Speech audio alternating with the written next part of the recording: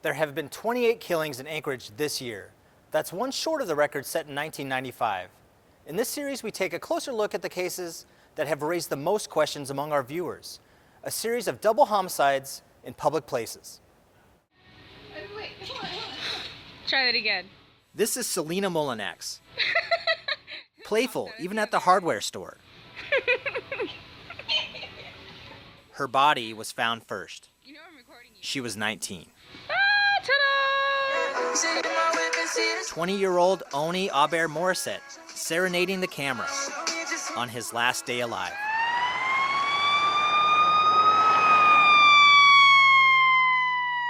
Police say a dog walker led to the discovery. Both bodies found at Point Warrenzoff back in January. The case was the first this year of 3 double homicides in public places across the city.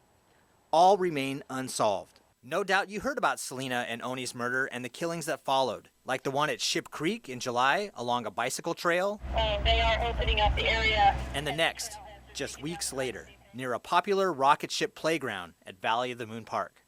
With Anchorage on pace to see more murders this year than any on record, these 3 sets of killings, people found in pairs, near well-loved trails and parks, raised alarm.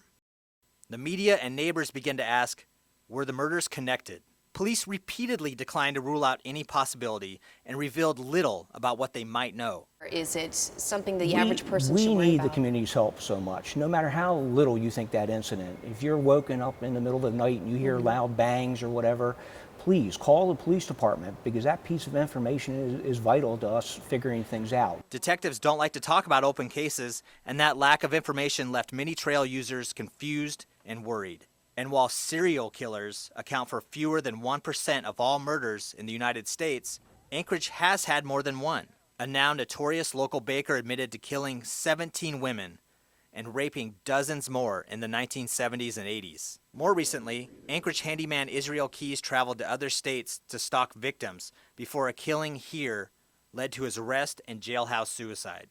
Over the summer, police sent out a citywide alert telling people to be careful late at night or early in the morning while walking isolated parks, bike trails, and empty streets. It was confusing advice for many. If you say don't go out then we've failed as a society. We've given up our public space. We can't do that.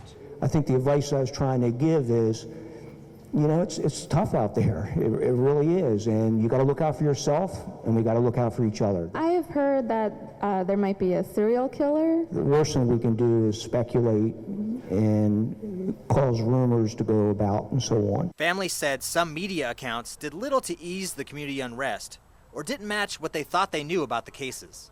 I had read in the Anchorage press that they stated that 3 of the double homicides, it was done by the same bullet, but the APD has not addressed on how my brother was murdered. I can tell you that I read the article that linked the cases at Point Warrenzoff, Ship Creek, and I think Valley of the Moon Park, and I can tell you that the information that was there wasn't correct. What information specifically was wrong? Again, I'm not going to go into details, Kyle, and I will. I hope that we'll meet maybe in a month or 2 months, and I'll have answers to all these questions. So the questions remain. Who is to blame? If there is no single killer spanning these 3 cases, is it any more comforting to think that on 3 separate occasions this year, 1 or more people got away with murdering 2 others in public places?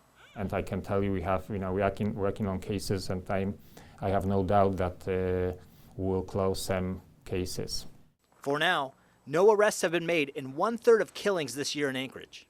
This week on the NewsHour, we're revisiting the double homicides of 2016 with new interviews and information we found by combing through public records. In our story, which airs tomorrow at 6, we'll talk to the families of Point Warrenzoff victims and find out why they suspect that murder is not related to the other double homicides. Yeah, we spoke that night that it happened.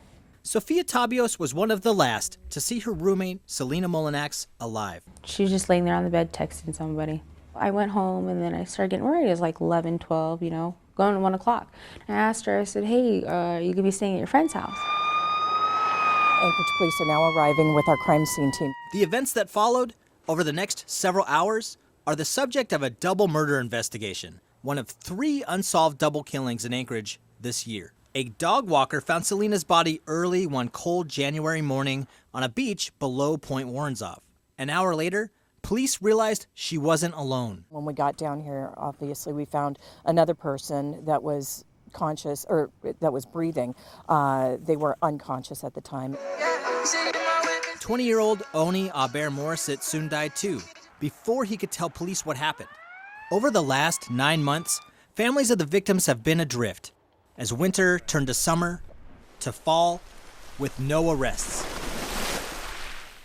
The apparent similarities among these killings and other double homicides this year, people killed in pairs, along popular trails or in public places, have Anchorage asking if the deaths are somehow connected. I have heard that there might be a serial killer. Police refuse to say how each of the victims died, or whether the same weapon was used in more than one of the cases. But those closest to Oni and Selena say they are not convinced that the 3 double homicides are related. Maria Richard grew up with Oni Aber-Morissette. He was a cousin, but she thought of him as her brother. So, the people who did this to Oni knew what they were doing and had an agenda. Oni did express to us that, he had done a lot of bad things to, people around town. And, he also expressed that, people were on the look for him. Court records show that at the time of his death, Oni was awaiting trial, accused of robbing 2 men at gunpoint during a home invasion in Mountain View. The people that were involved in that, the other party, I don't really foresee them moving forward with something as heinous as what happened to Oni. Oni had talked about other beefs that he had, things that his aunt can't talk about, at the request of police. But she doesn't believe his death was random. Detective Slav Markowitz has been investigating Anchorage murders for 12 years. The majority of homicide cases involve victims and killers who know each other. Even having investigated that case for close to a year, for 9 months, we don't believe that it was a random event. None of the 3 double homicides appear to be gang-related? We don't have evidence to support that. There's not evidence that they are gang-related? Yes, there is no evidence. Is there evidence that that they're related to a serial killer? We are investigating, and again, any talk about the serial killer is speculation. Many other questions remain, like what was the connection between Oni and Selena, and why were they at Point Warrenzoff? Questions that continue to puzzle Selena's close friend and roommate. That was the first I'd ever heard her going out there. Mm-hmm. I never heard of the kid she was with that night either. She didn't tell me anything about that. Never heard of him before. Tammy Aubert, Oni's aunt, didn't want to appear on camera, but told Channel 2 she had once noticed Selena's name on Oni's phone. She also thinks Selena was just in the wrong place at the wrong time. Tammy remembers Oni as a sweet, smart kid. The last time she saw him, he was on the news, being carried to an ambulance. Selena's mother now lives in Ketchikan. She just wants to remember the good times. Very bubbly, very smiley, always happy, always smiling. A 2-year-old daughter must now grow up without her mother. I see Selena's smile.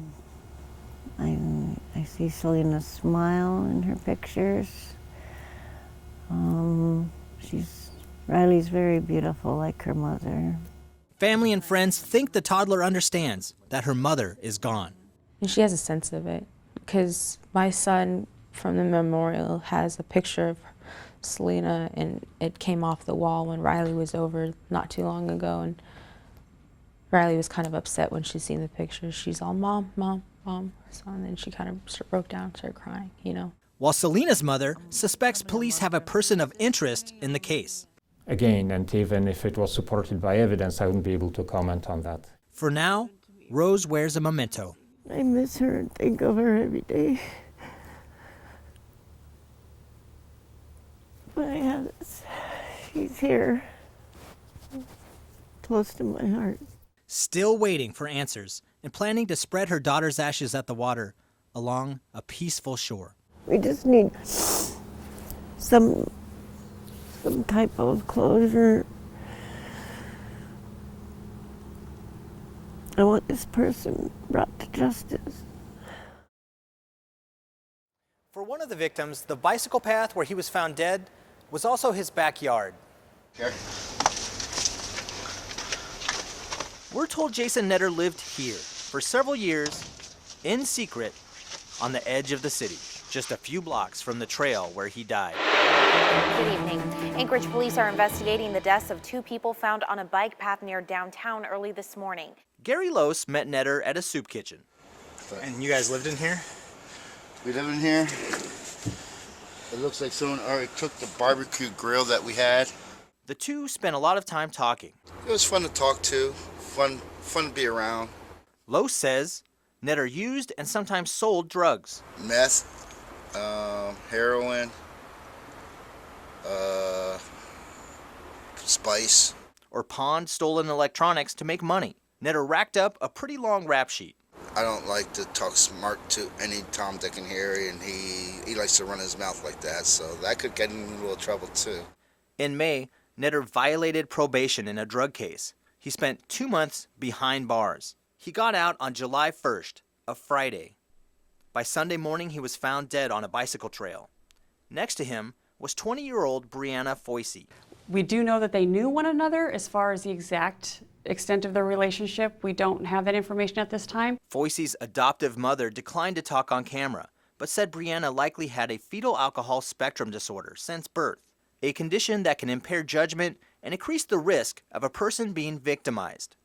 A former roommate knew Brianna was struggling. All I know is she told me that she was on a bad trail and she needed to get off that path. Police will not detail how Netter and Foisey were killed, and they will not say if there is evidence that creates or rules out any connection to other Anchorage murders this year. The man's body was found in the area of Dubin Avenue and Boland Street just after 3 a.m. 25 days later, another homicide case rattled the city. The victim was identified this afternoon as 21-year-old Travion Kendall Bobby Dwayne Thompson.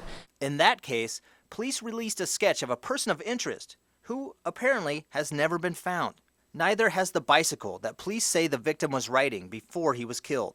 And then, on August 28th, the city awoke to yet another apparent double murder. Good evening, everyone. It started late Saturday night with gunshots heard by residents near Valley of the Moon Park. The father of one of the victims, Bree DeHusen, says Bree was cycling through the park late at night to meet a friend. It's just such a needless thing for someone like that to be taken away from us when he has so much potential. A second body was found close by, that of 34-year-old Kevin Turner, who had recently become homeless, his family says, and had a tent a few blocks away.